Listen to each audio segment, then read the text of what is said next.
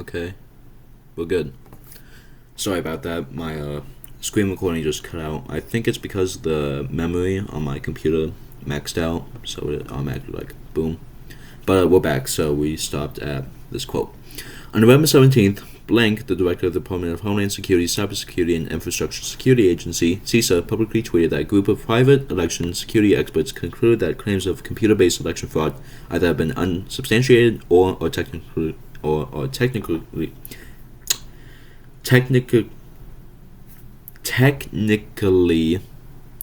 incoherent. There we go.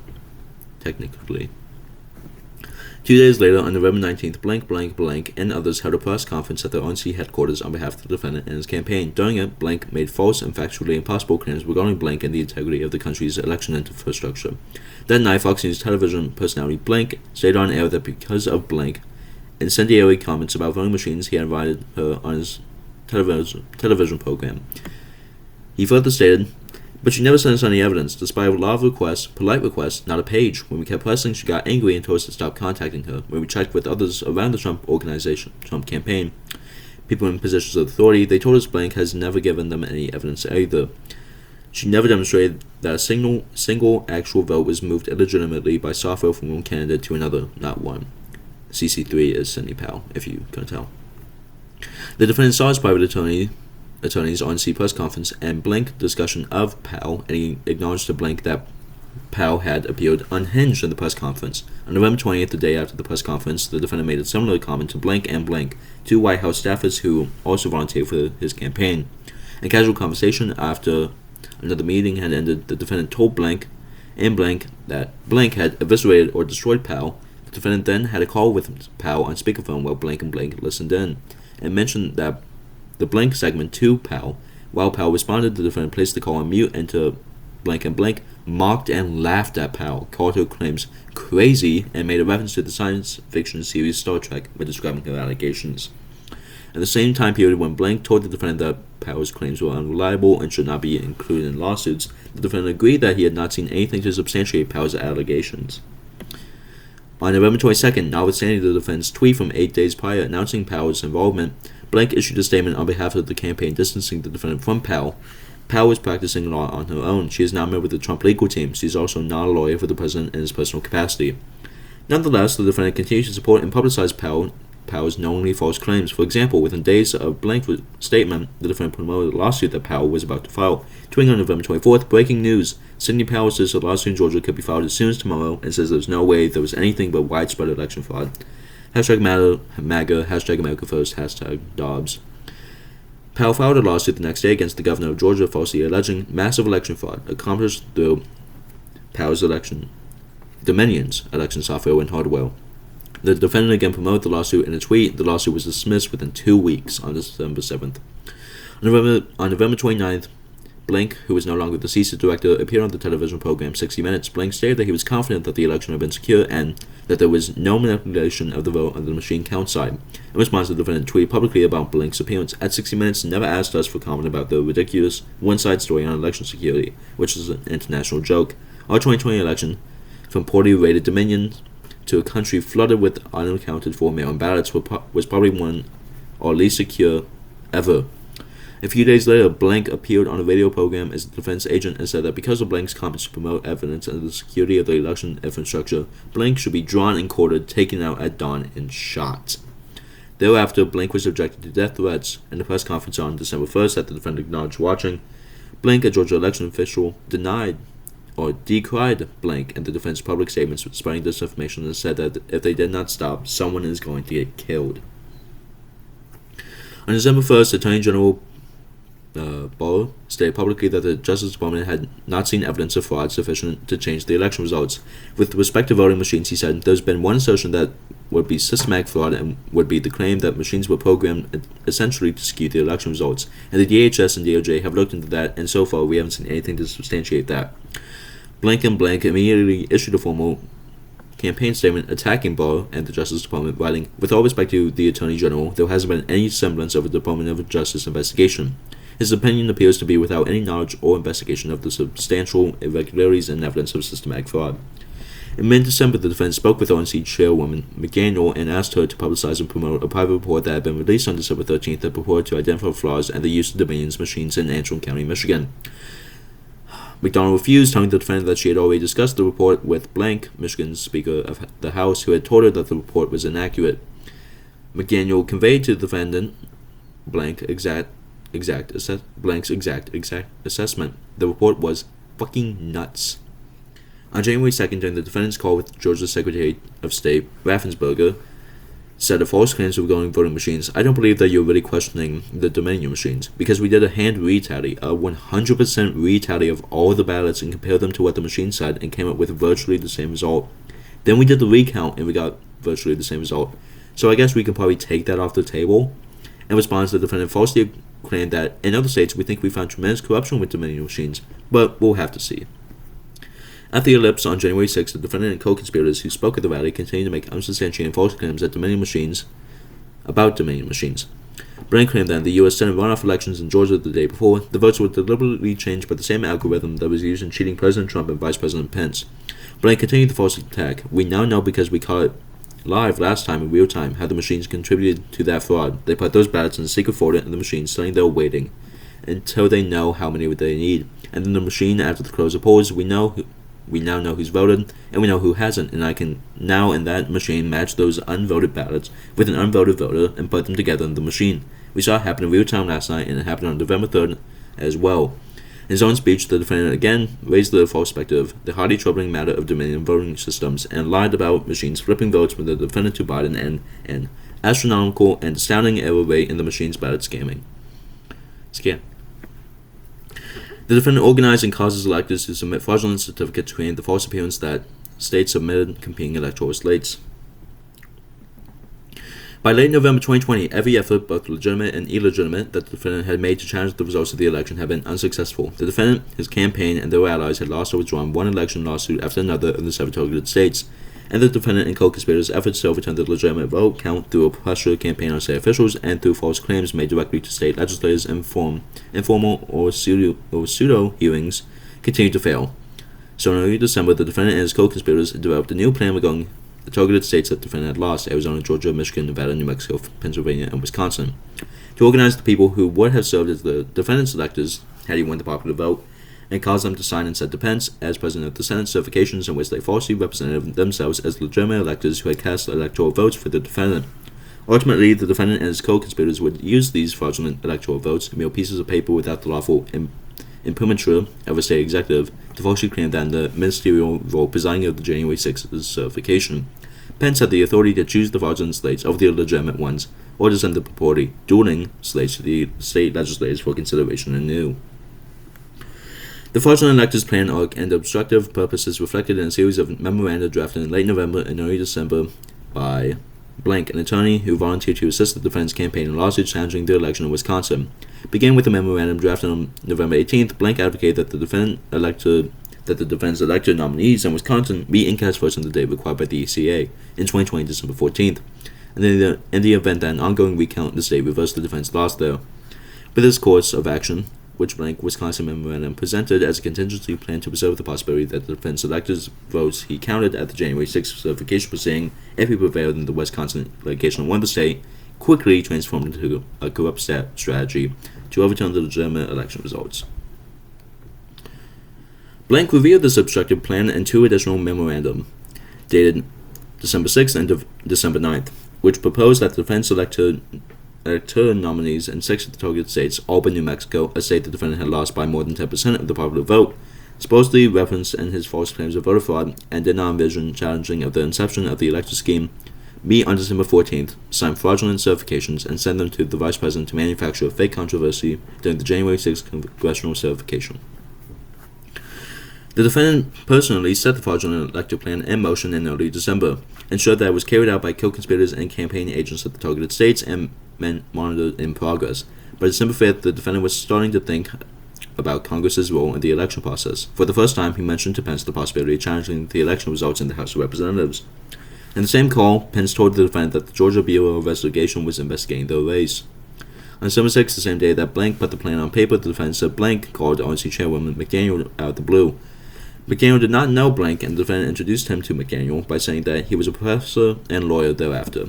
Blank was the primary speaker during the conversation. Blank told McDaniel that he and the defendant wanted the RNC to help the campaign assemble the electors in the states where he had legal challenges or litigation that was ongoing. In case of any of that litigation, change the result of the state so that it would meet with the constitutional requirement of electors meeting.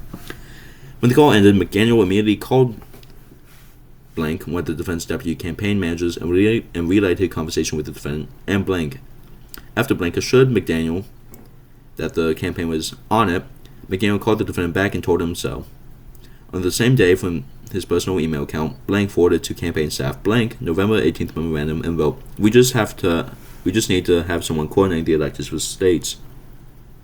And the following day, on the evening of December 7th, Blank told McDaniel a text message stating, in part, I have lawyers assigned in each state working on December 14th electors meetings and what they need. I will send you a list. The defense co-conspirators worked with his campaign staff and used his pre-election campaign apparatus to execute the fraudulent electors plan. The defendant communicated with Blank and Blank about the plan, and they in turn communicated with Blank and Blank. Ultimately, Blank, and other campaign staff and agents helped carry out Blank's plans. On December 8th, Blank spoke on the phone with Blank, a private attorney whom Blank and Blank had identified as a contact for the plan in Arizona. Following the call, Blank recounted the conversation in an email. I just talked to the gentleman who did that memo. Blank. His idea is basically that all of us, Georgia, Wisconsin, Arizona, Pennsylvania, etc., have our electors send in their votes, even though the votes aren't legal under federal law because they're not signed by a governor, so the members of Congress can fight about whether they should be counted on January 6th. They could potentially argue that they're not bound by federal law because they're Congress and make the law, etc. Kind of wild/creative. I'm happy to discuss. My comment to him is that I guess there's no harm in it, legally at least. I.e., we would just be sending in fake electoral votes to Pence so that someone in Congress can make an objection when they start counting votes and start arguing that the fake votes should be counted. On December 9th, Blank contacted McDaniel for assistance with a request from Blank for a list of all electors in each state and copies of the certificates sent in 4 years ago. McDaniel responded that campaign employees were already assisting in the effort and referred Blank to Blank. The next day, at Blank's direction, Blank generated directions to the electors in all of the targeted states except for Wisconsin, which had already received his memos, in New Mexico, which he had not yet been asked to do, on how to mimic the manner in which valid electors were required by state law to gather and vote, along with fraudulent certificates of vote for the defense electors to sign. The day before the defense electors were scheduled to meet and sign fraudulent certificates of votes, the defendant asked campaign advisor Blank for an update on the elector plan and directed Blank to issue a statement, and Blank asked Blank to participate in the messaging conference call. Blank discussed these developments in a text thread with Blank, campaign staff of Blank, and Blank. After Blank proposed a communications plan for the campaign on the electoral vote, Blank wrote to Blank, I'll call soon and we'll talk with boss. The participants then discussed to whom a campaign statement could be attributed. Blank wrote, here's the thing, the way this has been morphed, it's a crazy play, so I don't know who wants to put their name on it. Blank then shared with those on the text thread the invitee to the call Blank was convening. Blank, blank, blank, blank, blank, and blank, and derogatorily referred to them as the Star Wars Bar, meaning a motley assortment of characters, and in this case specifically ones whose professional competence Blank doubted, and whom he personally would not choose to hire.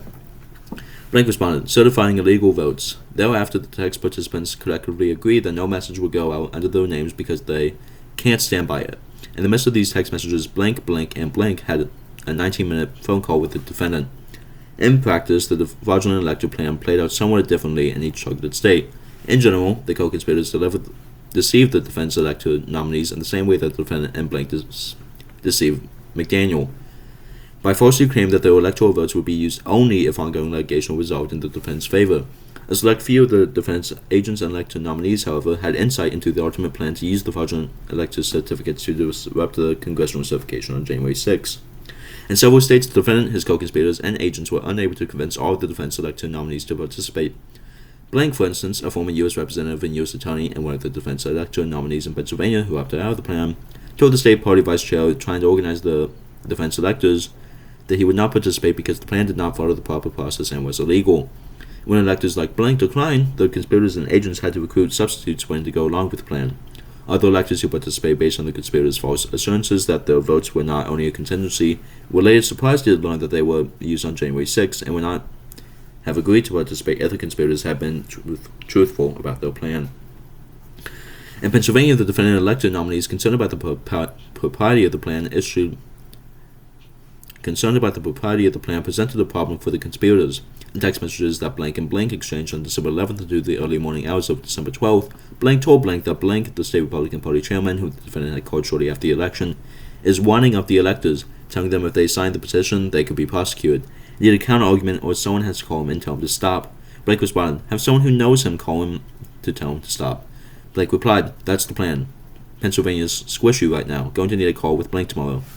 On December 12th, Blank, Blank, Blank, and others held a conference call organized by the campaign to placate the defendant's Pennsylvania electors. Blank falsely assured that those certificates of votes would be used only if the defense succeeded in litigation. During the call, some of the defense conspirators and agents exchanged text messages explaining frustration at the electors' concern. Blank wrote, whoever selected the slate should be shot. Blank responded, these people are making this so much more complicated than it needs to be, oh my god, and we couldn't have found 20 people better than this? Blank agreed, writing, we need good substitutes. With the possibility arose that the electors' certificates of vote included confidential language, conditional language, making clear that they were not yet the duly appointed electors. Blank wrote, the other states are signing what Blank prepared. If it gets out we change the language for Pennsylvania, it could snowball. On December 13th, the eve of when the electors were to meet, the defendant was preoccupied with preventing the certification of the electoral vote. He tweeted, swing states that have found massive voter fraud, which in all of them cannot legally certify these votes incomplete and correct without committing a severely punishable crime.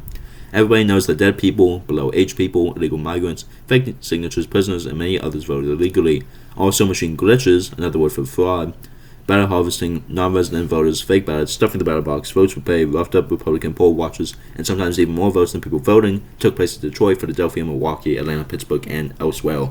In all swing state cases, there are far more than are necessary to win the state and the election itself. Therefore, votes cannot be certified. This election is under protest. Ultimately, the Pennsylvania electors insisted upon using conditional language in their electors' certificates to avoid falsely certifying that they were duly appointed electors. And in New Mexico, the state that Blank's memorandum did not even address, the defendant's campaign filed a pretextual lawsuit just minutes before the fraudulent electors met, so that there was litigation pending at the time of the vote. Notwithstanding obstacles, the defendant and his co-conspirators successfully organized his elected nominees and substitutes together on December 14th in targeted states, cast fraudulent electoral votes on his behalf, and sent those fraudulent votes to Washington, D.C. in order to falsely claim that the congressional certification the Southern states had sent competing slates of electors. When possible, the defendant and co-conspirator tried to have the fake electoral votes appear to be in compliance with state law governing how legitimate electors vote. For example, the co-conspirators knew that some states required that the duly appointed electors meet and cast their votes at the state capitol building. To make it seem like they had complied with this requirement, state officials were enlisted to provide the fraudulent electors with access to the state capitol building so that they could gather and vote there. In many cases, however, the conspirators and fraudulent electors were unable to comply with state law for the legitimate electors. For example, Pennsylvania law required the governor to give notice wherever an elector was substituted, but the conspirators could not arrange with the governor to give notice when Blank and others opted out and had to be replaced. Thereafter, Blank and others brainstormed fake excuses for their failure to follow state law, writing, maybe we can use COVID-19 as an excuse for the governor not giving notice.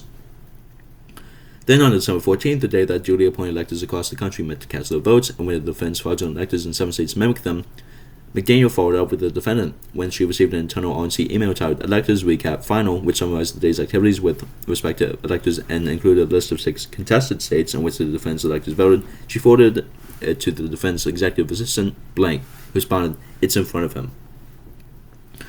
McDaniel also called the defendant to tell him that she had sent him the update, and she spoke to Blank shortly before Blank spoke to the defendant. At the same time that the defense fraudulent electors were preparing to gather and cast fraudulent votes, the defense co-conspirators began planning how to use the fraudulent votes to overturn the election results of the January 6th certification. On December 13th, Blank sent Blank a memorandum that envisioned a scenario in which Pence used the fraudulent states as a pretext to claim that there were dueling slates of electors from the targeted states and negotiate a solution to defeat Biden. On the same day, the defendant resumed almost daily direct contact with Blank, who maintained a podcast that disseminated the defense false fraud claims. On December 14th, Blank podcast formed on spreading lies about the defense fraudulent electors, including the false claim that their votes were merely a contingency in the event the defendant won legal challenges in the targeted states. On December 16th, Blank traveled to Washington with a group of private attorneys who had done work for the defense campaign in Wisconsin for a photo opportunity with the defendant in the Oval Office.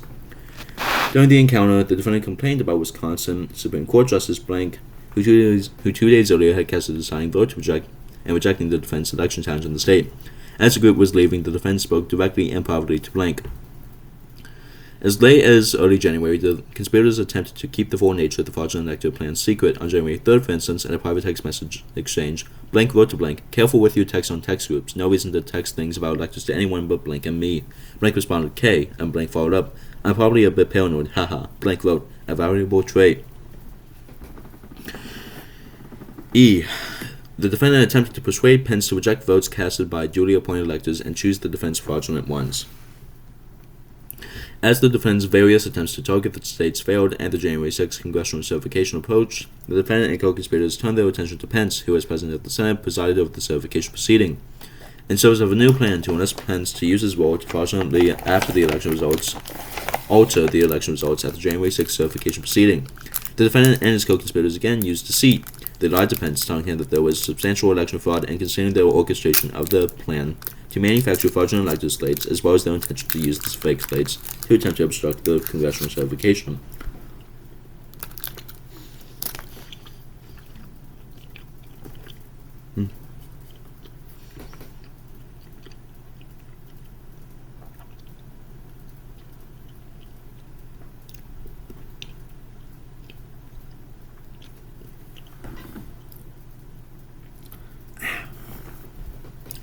And they lied to the public, falsely claiming that Pence had the authority during the certification proceeding to reject electoral votes, send them back to the states, or overturn the election, and that Pence agreed he had these boundless powers. With these lies, the defendant created the tinderbox he purposely ignited on January 6. The defendant first publicly turned his sights toward January 6 in the early morning hours of December 19th. At 1:42 a.m., the defendant posted on Twitter a copy of a report falsely alleging fraud and wrote, "Statistically impossible to have lost the 2020 election. Big protests in D.C. on January 6. Be there, will be wild." When Blank learned about the tweet, he sent a link about it to another of the Wisconsin attorneys who had met with the defendant in the Oval Office on December 16th and wrote, "Wow, based on 3 days ago, I think we have a unique understanding of this." Later on December 19th, the defendant called Pence and told him of plans for a rally on January 6th and said that he thought it would be a big day and good to have lots of those supporters in town. The defendant and his co-conspirators recognized that Pence, by virtue of his ministerial role presiding over the January 6th congressional certification, would need to be a key part of their plan to obstruct the certification proceeding. On December 23rd, in a memorandum drafted with Blank assistance, Blank outlined a plan for Pence to gavel in the defendant and the winner of the election based on the false claim that 7 states have transmitted dual slates of electors to the President of the Senate, and proposed that Pence announce that, because of the ongoing disputes in the 7 states, there are no electors that can be deemed validly appointed in those states. Blank emphasized concealment, writing that the main thing here was that Pence acted without asking for permission either from a vote of the joint sessions or from the court. Blank's memorandum stood in stark contrast to concessions he had previously made about the vice president's lack of authority in the certification proceeding. 2 months earlier, on October 11th, he had written to a colleague that neither the Constitution nor the ECA provided the vice president with discretion in the counting of electoral votes or permitted him to make the determination on his own. And just 1 day earlier, on December 22nd, when asked by other private attorneys to provide views on a draft complaint that would, if filed, have raised the issue of the vice president's authority on January 6, Blank had recommended that the complaint not be filed. He wrote that the risk of getting a court ruling that Pence has no authority to reject the Biden-certified ballots is very high. On the evening of December 23rd, after Blank shared Blank's plan with the defendant publicly retweeted a document called Operation Pence Code, which, like Blank's memorandum, advocated that Pence block the lawful certification of the legitimate electoral votes. Also on December 23rd, Blank emailed Blank asking to speak to the defendant to update him on our overall strategic thinking.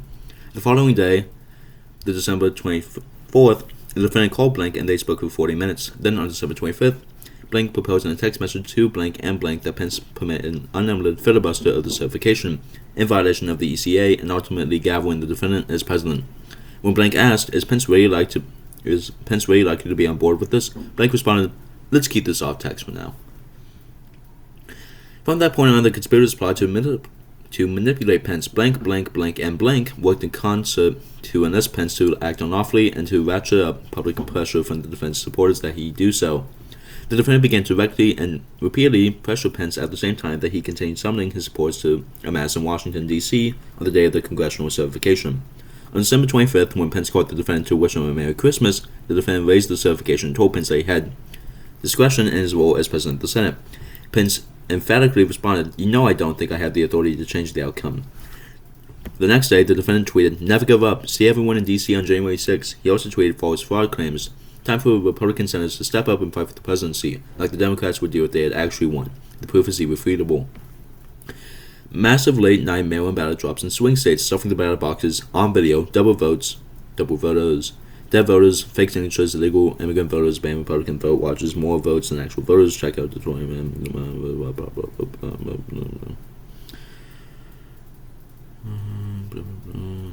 On December 28th, blank, blank, and blank exchanged text messages in which blank expressed concern that Gomer v. Pence, a lawsuit filed the day before that asserted that Pence had discretion to choose electoral votes during the certification proceeding, would prompt the federal court to publicly reject and then preclude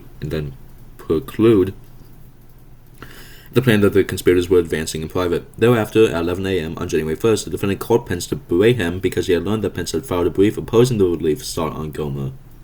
When Pence explained, as he had before, that he did not believe that he had the power under the Constitution to decide which votes to accept, the defendant told him that hundreds of thousands of people are going to hate your guts, and people are going to think you're stupid, and berated him pointedly, "You're too honest."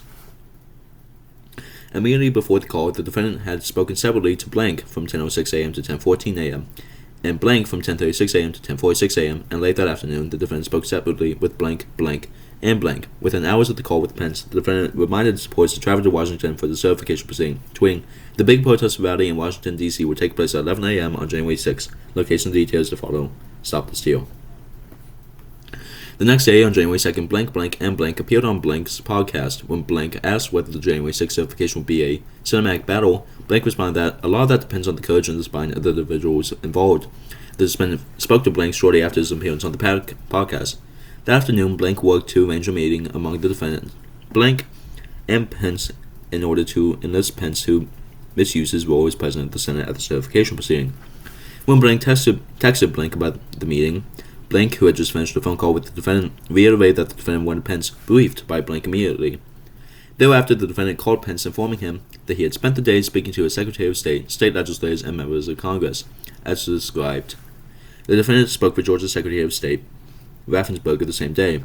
On the call with Pence, the defendant said he had learned that a U.S. state senator was going to propose a 10-day delay in the certification proceeding and told Pence, "You can make the decision to delay the count for 10 days. The defendant then referred Pence to Blank for the first time and asked if Pence would meet with him. On January 3rd, the defendant again told Pence that after the certification proceeding, Pence had the absolute right to reject electoral votes and the ability to overturn the election.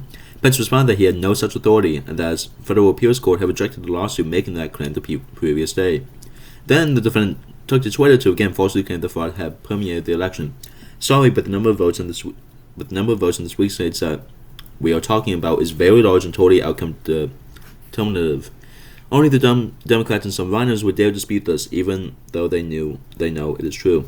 The same day, Blank circulated a second memorandum that included a new plan under which, in violation of the ECA, the vice president would send the electoral slates to the state legislators to determine which state to count. The meeting that Blank had organized so that the defendant and Blank would enlist Pence to reject Biden's illegitimate electoral votes was scheduled late in the afternoon of January 4th. In advance of the meeting, blank, blank, blank, and blank gathered at the Willard Hotel near the White House, and from there, Blank called and spoke with the defendant. When Blank arrived at the White House for the meeting, Blank confronted Blank about the legal basis for his proposal. Blank went line by line through Blank's second memo, and Blank conceded that no court would support it. In response, Blank warned Blank that pressing his admittedly unlawful plan would cause riots in the streets. Blank then spoke to the defendant, telling him that the theory that Blank and others were promoting would not work, and that Blank had acknowledged that it was not going to work. The defendant responded, "Other people disagree, but did not identify those other people." Blank also pointed out to the defendant that Blank's theory regarding a strategic Democratic plan to subvert the election was inconsistent with other allegations that had been floating around about Blank and foreign interference. The meeting among the defendant, Blank, Pence, and Pence staffers, Blank and Blank, began around 4:45 p.m. No one from the defendant's White House counsel's office attended. During the meeting, the defendant asked Blank to explain his plan to Pence. Blank presented two options. Pence could unilaterally decide objections to electors, or alternatively, in the plan that Blank had advised the prior day, Pence could send the electors' slates to the targeted states' legislators to determine which electors' votes should be counted.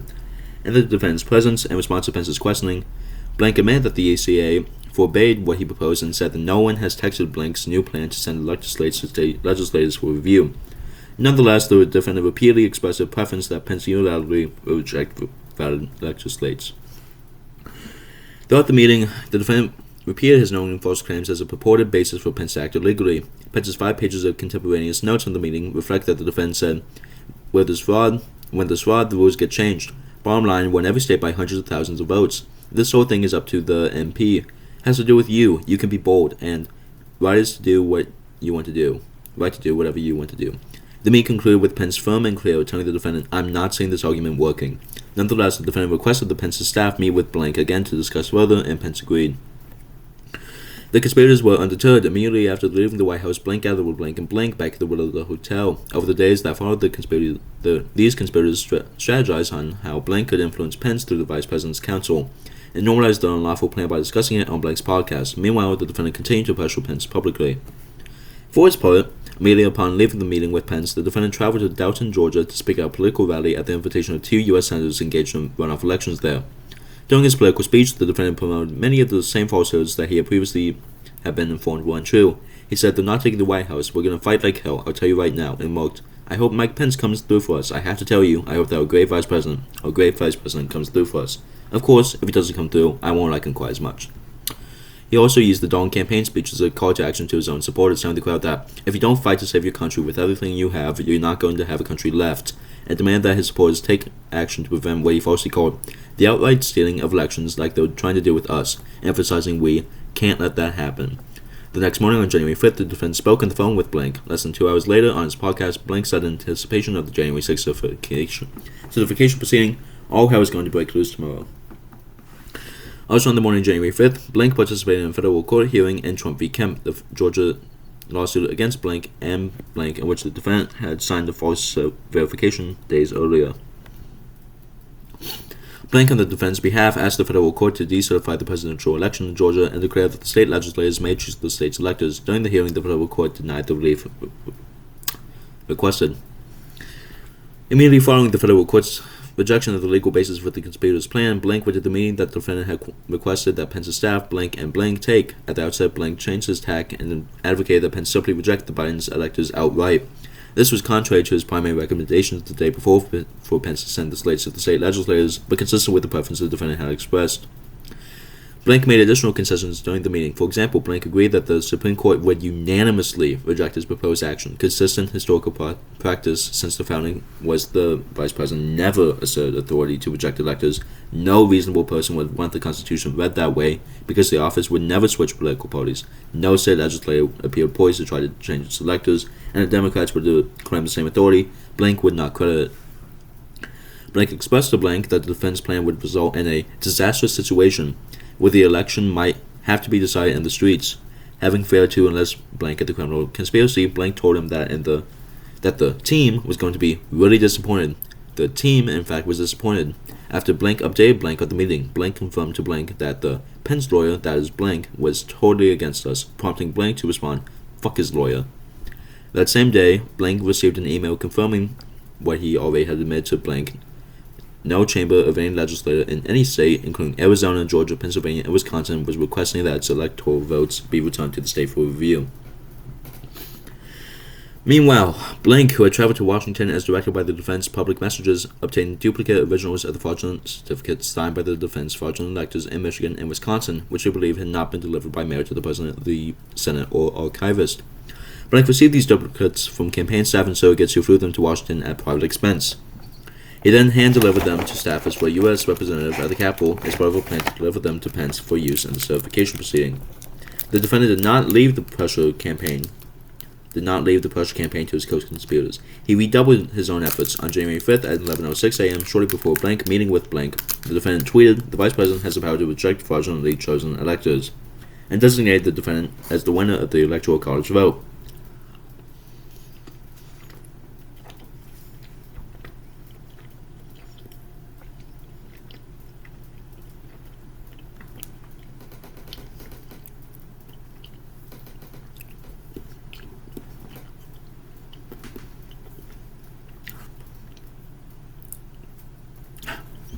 That afternoon, the defendant met privately with Pence in the Oval Office. During the meeting, the defendant once again told Pence, "I think you have the power to decertify. When Pence was unmoved, the defendant threatened to criticize him publicly. "I'm going to have to say you did a great disservice." This concerned Blank, to whom Pence had relayed the defendant's threat, to the point that he alerted Pence's Secret Service detail. Next still, the defendant initiated a phone call with Pence, blank, blank, blank, and 102 other private attorneys, likely including Blank, and again raised the concern of the Vice President raised the scenario of the Vice President sending the electoral slates to state legislators. Blank again pointed out that such a strategy violated the ECA, and Pence reaffirmed that he did not believe he had the authority to do so. Shortly after the call that evening at 5:43 p.m., the defendant tweeted, "I will be speaking at the Save America rally tomorrow on the Ellipse at 11 a.m. Eastern. Arrive early, doors open at 7 a.m. Eastern. Big crowds." The defendant continued his pressure campaign on Pence that evening after a New York Times article that night detailed the afternoon's private conversation in which Pence had rejected the defendant's demand to act unlawfully. The defendant directed Blank to issue a statement rebuting it and approved the statement at 9:28 p.m. Minutes later, the defendant called Pence and told him, "You gotta be tough tomorrow." After concluding the call with Pence, the defendant sequentially spoke to Blank, followed by Blank. Then, at around 10 p.m. that night, the defendant issued the public statement which read, "The Vice President and I are in total agreement that the Vice President has the power to act," a statement that the defendant knew was a lie from Pence's repeated and firm rejection of his efforts, but that gave false hope to the defense supporters arriving in the city at the defendant's request and maximized pressure on Pence. After the defendant caused unlawful conduct on January 6 and tried to take advantage of the riot that ensued. The defendant continued his intense pressure campaign against the Vice President into the early morning hours of January 6. Around 1 a.m., the defendant tweeted falsely, "If Vice President Mike Pence comes through for us, we will win the presidency." Many states want to decertify the mistake they made, and so blah blah blah blah blah. At 8:17 a.m., as the supporters he had summoned to the city gathered near the White House, the defendant again falsely tweeted about the certification. States went to correct their votes, which they now know was based on irregularities and fraud, plus corrupt process never received legislative approval. All Mike has to do is send them back to the states, and we win. Do it, Mike. This is a time for extreme courage. Later that morning, Blank worked with another attorney for the defendant, who contacted the U.S. Senator to ask him to obtain the fraudulent Wisconsin and Michigan documents from the U.S. Representative's office and hand-deliver them to the Vice President. When one of the U.S. Senator's staffers contacted the Pence staffer by text message to arrange the delivery for what the U.S. Senator's staffer had been told were alternate slates of electors from Michigan and Wisconsin, because the archivist didn't receive them, Pence's staffer rejected them. At 11:15 a.m., shortly before traveling to the Ellipse to speak to his supporters, the defendant called Pence and made one last attempt to induce him to act unlawfully in the upcoming session. When Pence again refused and told the defendant that he intended to make a statement to Congress before the certification proceeding, confirmed that he lacked the authority to do what the defendant wanted, the defendant was incensed. He decided to reinsert into his campaign speech at the Ellipse remarks targeting Pence for his refusal to misuse the role in his certification. And the defendant sent to motion the last plan in furtherance of his conspiracies.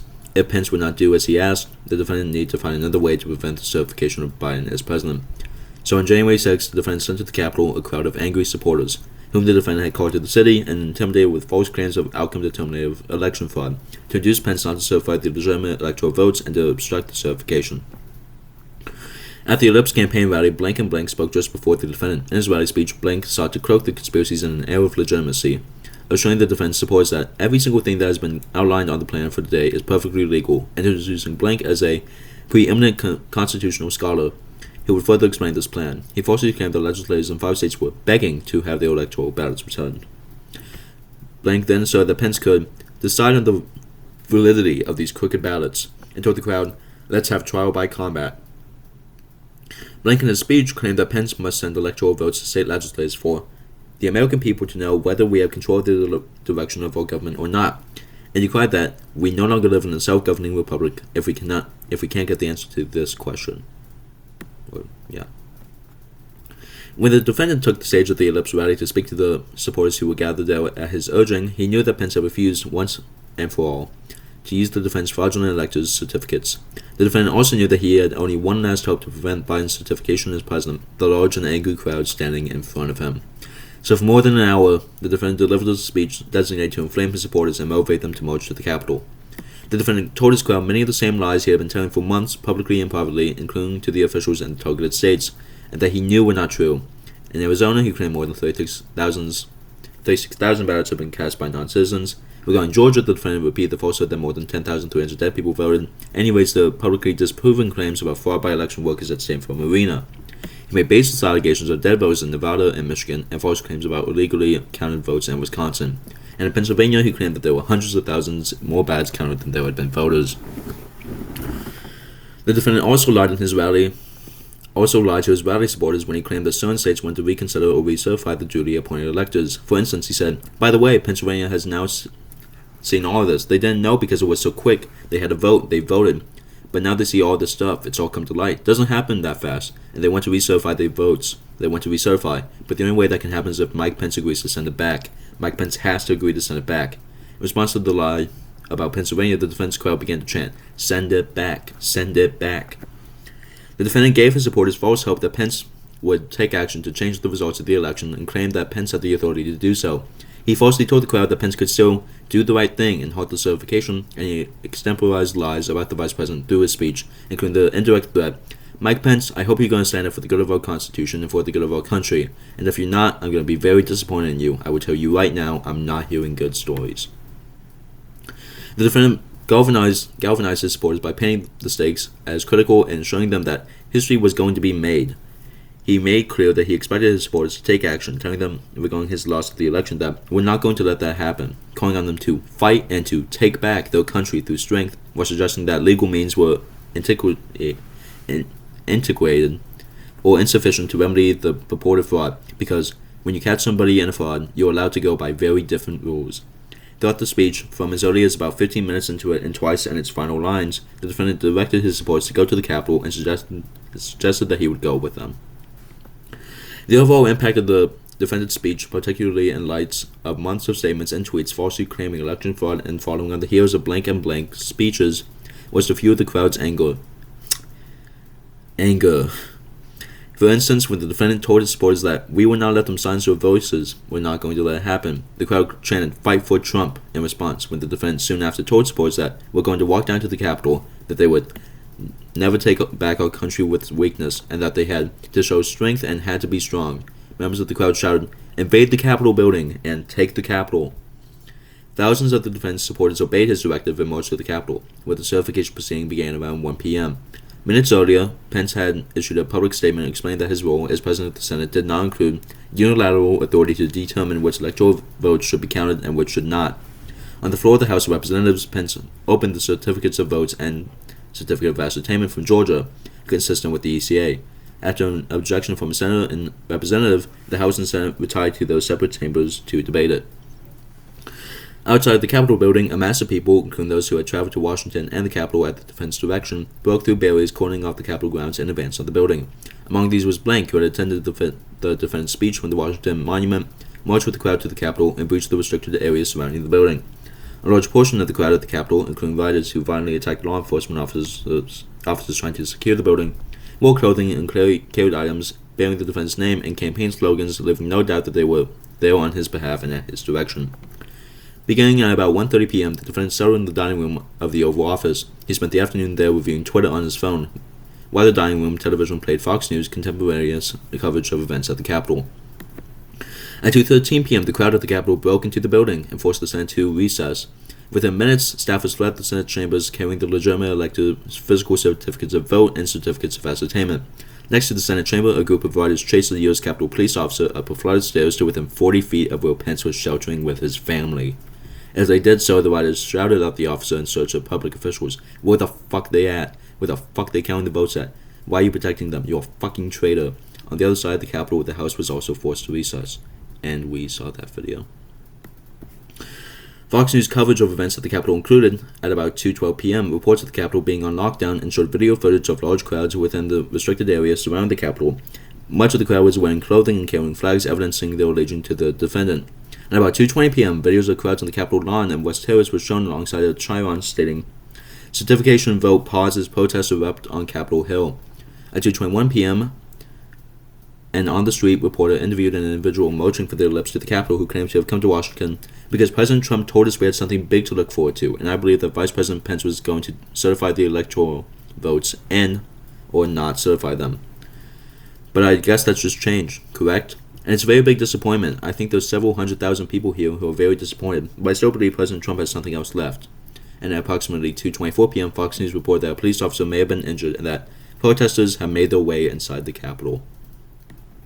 At 2:24 p.m., Trump was alone in his dining room when he issued a tweet attacking Pence and fueling the ongoing riot. Mike Pence didn't have the courage to do what should have been done to protect our country and our Constitution, giving states a chance to certify a corrected set of facts, not the fraudulent or inaccurate ones which they were asked to previously certify. USA demands the truth. Reminder, this is the first thing he tweeted as the Capitol building was broken into and riots were ongoing. Not for people to go home, none of that. Attacking Pence and fueling the riots once again. That afternoon at the Capitol, a writer used a bullhorn to read the defendant's tweet about the vice president aloud to the crowd trying to gain entry to the building. The defendant issued the incendiary tweet about Pence despite knowing, as he would later admit in an interview in 2023, that his supporters listened to him like no one else. 1 minute later, at 2:25 p.m., the Secret Service was forced to evacuate Pence to a secure location. At the Capitol, throughout the afternoon, members of the crowd chanted, "Hang Mike Pence! Where is Pence? Bring him out and traitor Pence!" Several rioters in those chanting crowds wore hats and carried flags evidencing their allegiance to the defendant. In the years since January 6th, the defendant has refused to take responsibility for putting Pence in danger, instead blaming Pence. On March 13, 2023, he said, "Had Mike Pence sent the votes back to the legislators, they wouldn't have had a problem with January 6th, so in many ways you can blame him for January 6th. Had he sent them back to Pennsylvania, Georgia, Arizona, the states, I believe, number one, you would have had a different outcome, but I also believe you wouldn't have had January 6th as we call it."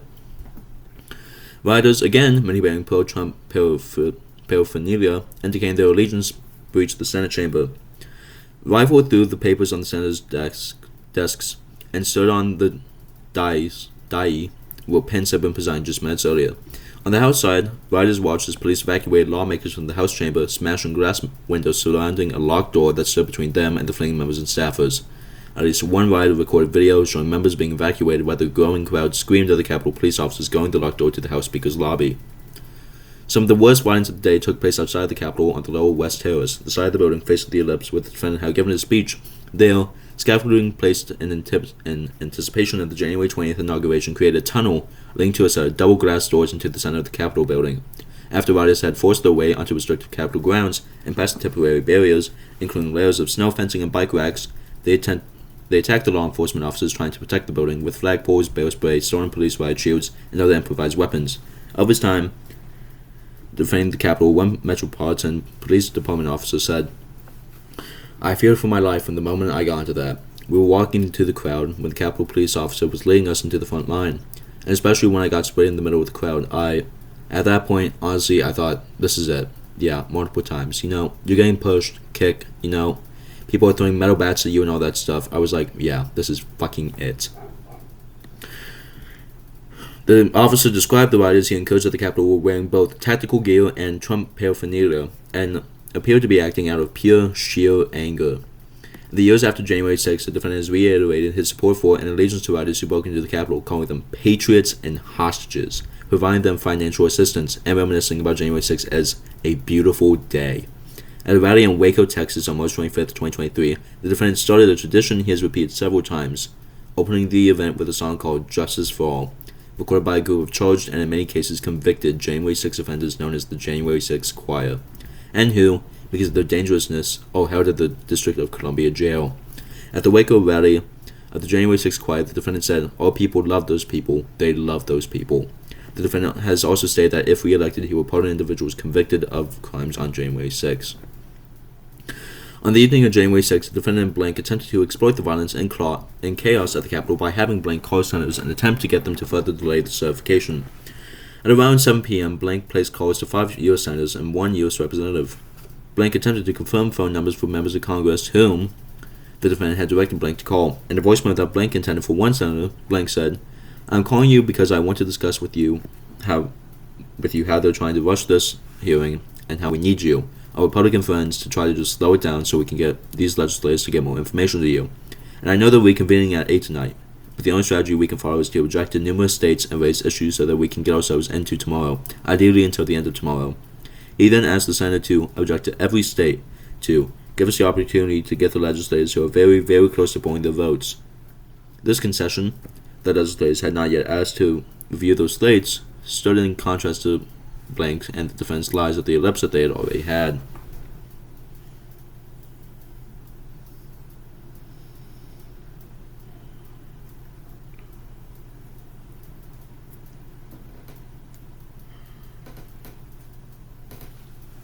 Sorry about that. Next, in a voicemail intended for another senator, Blank told more lies. He falsely claimed that Pence's decision not to use the defense fraudulent electors' certificates had been surprising, and that, in light of the surprise, we could use a little time so that the state legislators can prepare even more to come to you and say, please give this back to us for a while so we can fix it. Blank then repeated knowingly false claims of election fraud, including that non-citizens had voted in Arizona and an outcome-determinative number of underage voters had cast ballots in Georgia.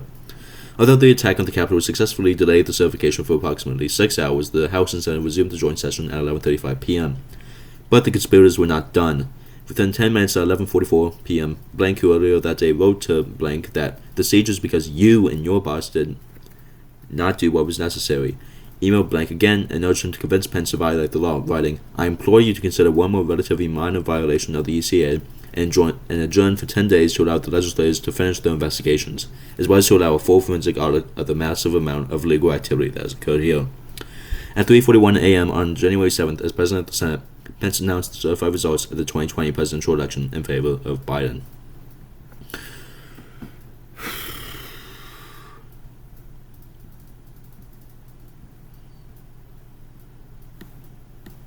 Guess we can go through two. 2. Legal framework. In Trump, the Supreme Court held that former presidents are immune from prosecution for core official acts, enjoy at least a rebutable presumption of immunity for other official acts, and have no immunity for unofficial acts, and remanded to this court for further proceedings consistent with its holding.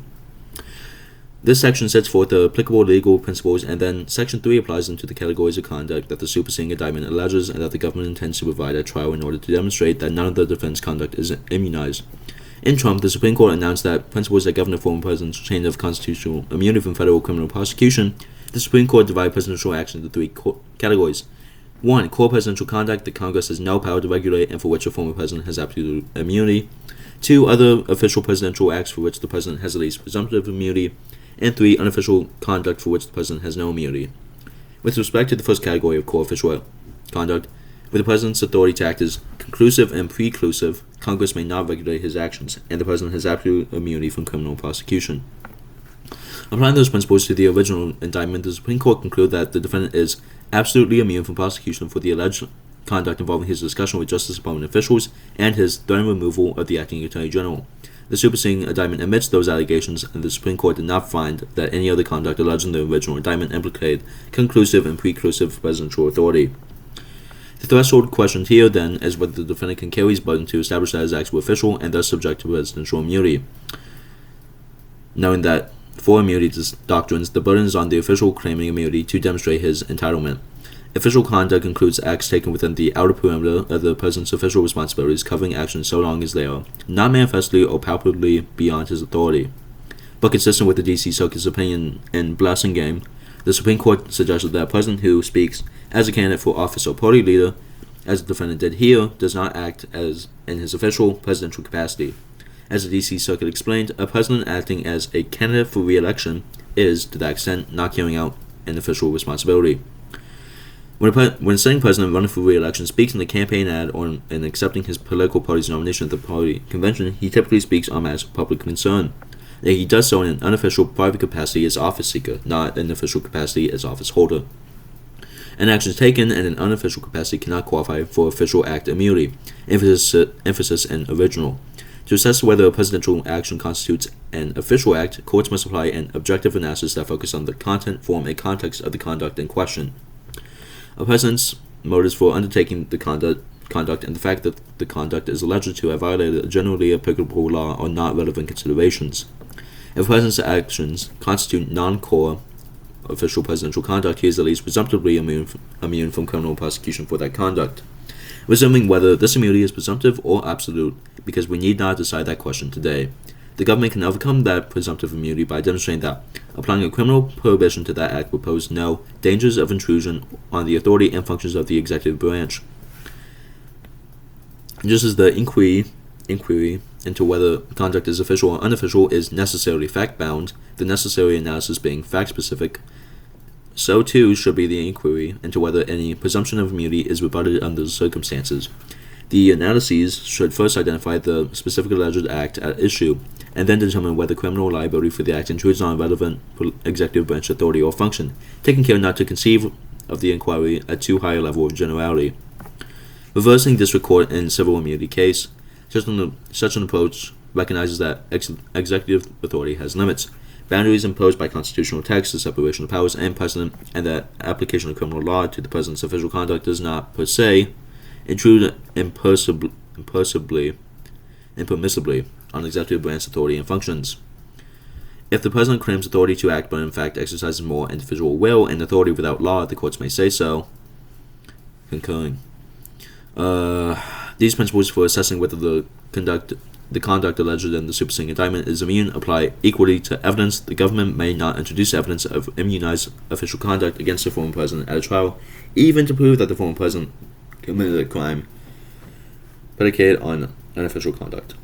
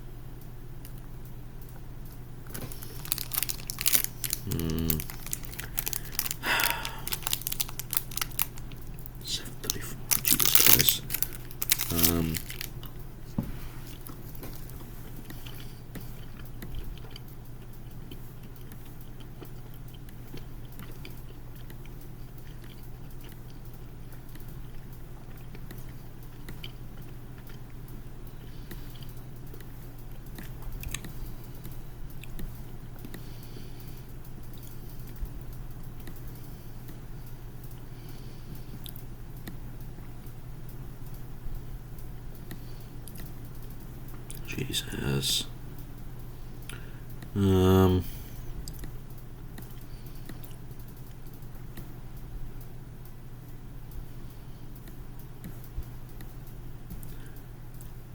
Considering this halfway through has taken me 2.5 hours, I would be done at around 10 o'clock. And I still have the Georgia indictment to do, and to wrap up the rest of the manifesto.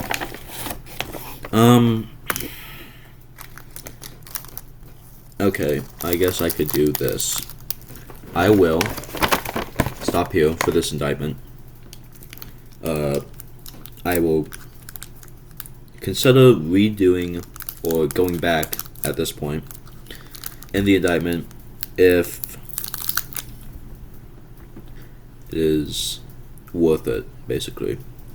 Because basically the rest of this indictment, from what I can tell, will be going by everything already laid out and basically determining if it's official, presumptive, or unofficial. Basically Jack Smith making the case that everything in the indictment can be allowed.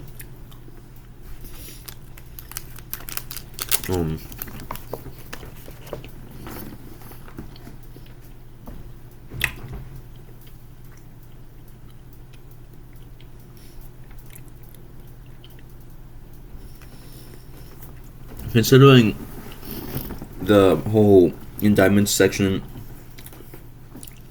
was never meant to go this in depth as to specific legal theories and stuff like that, I'm going to cut off here for this indictment. The next video will be the Georgia indictment. And then I guess if some reason, somehow, people want a follow-up going over sections 3 and 4 and the conclusion for this indictment, I can go over it. I doubt that there will be enough people asking for that, just by the volume of people that would likely click on these videos, but you know. So yeah, that is all for this indictment, unless further requested, and I'll see you next time for the Georgia indictment. Bye, have a nice day.